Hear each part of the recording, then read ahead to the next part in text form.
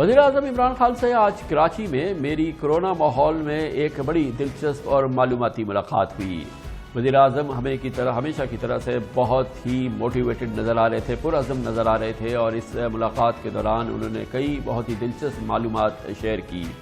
ان کا اب بھی پہلا فوکس جو ہے ملک کی کرونا کی صورتحال ہے، جس کے حوالے سے انہوں نے ایک بار پھر یہ کہا کہ انہیں یہ بتایا گیا ہے اور تمام سائنسی معلومات پاکستان کے ماہرین یہ کہتے ہیں کہ کرونا آئندہ ماہ اپنی پیک کو پاکستان میں پہنچے گا، مگر یہاں سے وہاں تک کا سفر مشکل ہوگا نمبرز کے حوالے سے۔ مگر اس کے ساتھ ہی وزیر اعظم آج کافی ان کو اطمینان تھا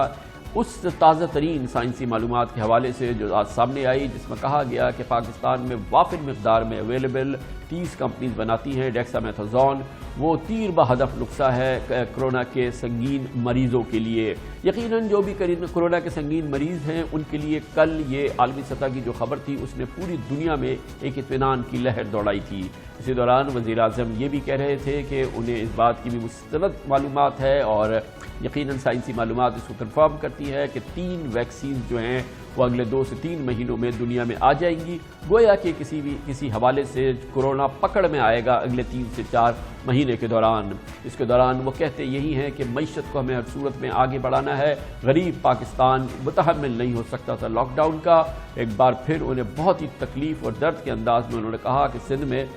وزیر اعلیٰ مراد علی شاہ نے جس انداز کا لاک ڈاؤن کیا وہ اس سوچ سے بالکل مختلف تھی جو کہ NCOC کے اجلاس میں یعنی کہ قومی رابطہ کمیٹی کے اجلاس میں سامنے آتی تھی، اور اس سے معیشت کو بھی نقصان ہوا اور غریب لوگوں کا بھی اس سے بہت بڑا نقصان ہوا ہے۔ اس کے ساتھ ہی وزیر اعظم کا فوکس ایک بار پھر نظر آتا ہے پاکستان میں جاری کرپشن تحقیقات کے حوالے سے، اور وہ بہت ہی پرعزم اور کانفیڈنٹ نظر آتے ہیں کہ نئی معلومات ملی ہے، تازہ معلومات ملی ہے، اور خاص طور پہ انہوں نے پنجاب کے سابق وزیر اعلیٰ اور جناب شہباز شریف جو قائد حزب اختلاف بھی ہیں ان کی فیملی کے حوالے سے جو معلومات اکٹھا ہوئی ہے انہوں نے بتایا ہے۔ انہوں نے کہا ہے کہ جو معلومات اکٹھی ہوئی ہے وہ اس سے پہلے اس قسم کے دستاویزی ثبوت حاصل نہیں ہوئے تھے۔ اس کا فوکس ایک بار پھر جناب شہباز شریف کے صاحبزادے سلیمان شہباز ہیں، جو کہ پاکستان میں کاروباری اور جتنے بھی فائنینشیل معاملات تھے شہباز شریف فیملی کے وہ چلاتے تھے۔ شہباز شریف صاحب بھی کہتے ہیں کہ مالی معاملات سے ان کا کوئی تعلق نہیں ہوا کرتا تھا، لیکن اب وزیر اعظم کہتے ہیں کہ جو نئی تازہ معلومات ملی ہے اس کے حوالے سے یہ ایک بہت ہی دھماکہ خیز ڈیولپمنٹس ہیں جو سامنے آئی ہیں بقول ان کے، اور یہ معلومات جو ہے یہ آئندہ دنوں میں یعنی کہ آئندہ آنے والے کچھ ہفتوں کے دوران اس کے نتائج بھی سامنے آئیں گے۔ اور اسی قسم کی کچھ معلومات انہوں نے کہا کہ سندھ میں مزید حاصل ہوئی ہے، وہ کہتے ہیں کہ سندھ سے جو معلومات آلریڈی حاصل ہے جو کہ سندھ حکومت کی کرپشن کے کیسز ہیں، وہ کہتے ہیں کہ انڈسپیوٹیبل اس کی ایویڈنس ہے، اس میں کسی قسم کا کوئی تنازع نہیں ہے، اور یہ کیسز اپنے منطقی انجام کو بہت تیزی سے پہنچیں گے آئندہ ماہ۔ اس کے علاوہ وزیر اعظم کا یہ بھی کہنا تھا کہ پاکستان کے جو IPPs کے معاملات ہیں، جو IPPs کے کرائسز ہیں، اس کو حل کیا جا رہا ہے۔ اس کے لیے ایک سالڈ روڈ میپ بنایا گیا، جس کے بعد ایک خاموش اور حساس مذاکرات کا عمل شروع کیا گیا۔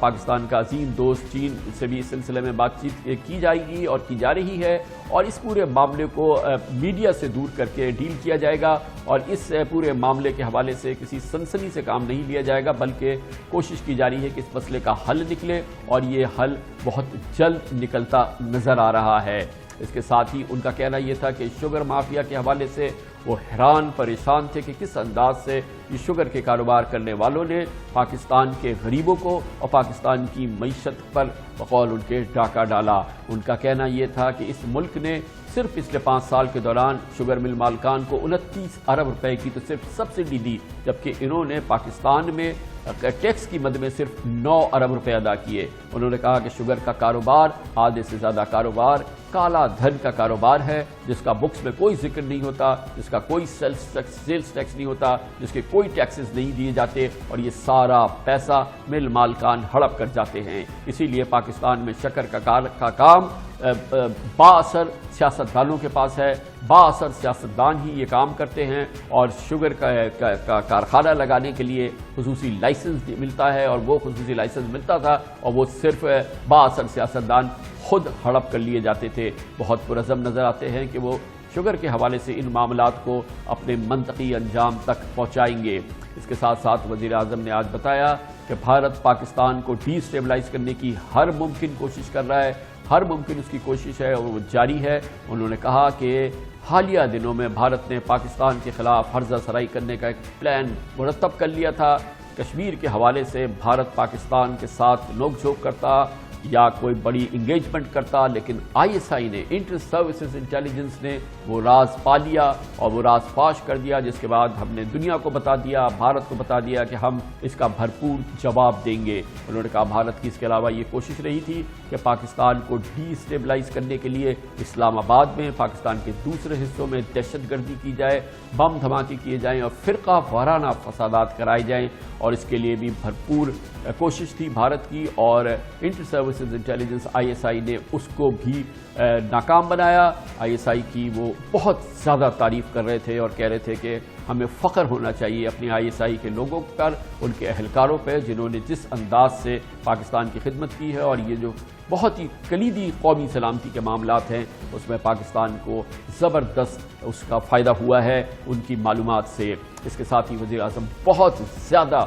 پرعزم ہیں کہ وہ کنسٹرکشن پیکیج پہ عمل کرائیں گے، اور کنسٹرکشن پیکیج کے حوالے سے انہوں نے کہا کہ اس کے راستے میں آنے والی ہر رکاوٹ کو دور کریں گے۔ وہ آگاہ تھے کہ ایف بی آر اس سلسلے میں مصیبت کھڑی کرے گا، پریشانی کھڑی کرے گا، کر رہا ہے۔ کوشش یہی ہے کہ ایف بی آر کی کہ اندرونی کوشش یہی ہے کہ جو ان کے رشوت کے کارخانے چلتے ہیں اس قسم کے معاملات سے اور کنسٹرکشن سے یا اس قسم کے معاملات سے وہ جاری رہیں۔ انہوں نے کہا وہ کسی صورت میں اس کو برداشت نہیں کریں گے، راست کارروائی کریں گے، اور ایف بی آر سے رشوت سازی کا کارخانہ ختم کر کے رہیں گے، اس کو وہ منہدم کر دیں گے۔ مگر کنسٹرکشن کے حوالے سے سمجھتے ہیں کہ پاکستان کے لیے یہ ایک بہت بڑا گیم چینجر ہوگا اور وہ ہر صورت میں اس پہ عمل کرائیں گے۔ اس کے ساتھ ہی انہوں نے کہا کہ وہ یقینی بنائیں گے کہ حکومت سندھ قومی استحکام کے، قومی معیشت کے منصوبوں کے راستے میں نہ آئے۔ انہوں نے کہا وہ اچھی طرح سے آگاہ ہیں کہ آئین کی شق 249 ان کو اس بات کی اتھارٹی دیتی ہے کہ وہ معیشت کے معاملات میں، قومی استحکام کے اور اہمیت کے معاملات میں جہاں چاہیں اپنا حق استعمال کریں اور بھرپور انداز سے وہ اپنا حق استعمال کریں۔ انہوں نے کہا کہ سندھ حکومت کو کسی بھی صورت میں پاکستان کی ترقی کے راستے میں آنے کی اجازت نہیں دی جائے گی، معیشت کا پہیہ روکنے کی اجازت نہیں دی جائے گی۔ یہ تھا مختصر احوال وزیر اعظم سے میری گفتگو کا، اور اس کا لب لباب یہی ہے کہ وہ پرعزم ہے، بہت موٹیویٹڈ ہے، اور وہ کہتے ہیں کہ وہ پاکستان میں سال 2020 کے اندر یہ مافیاز کا اور یہ کرپشن کا جو منبع ہے اس کو وہ ختم کر کے دم لیں گے۔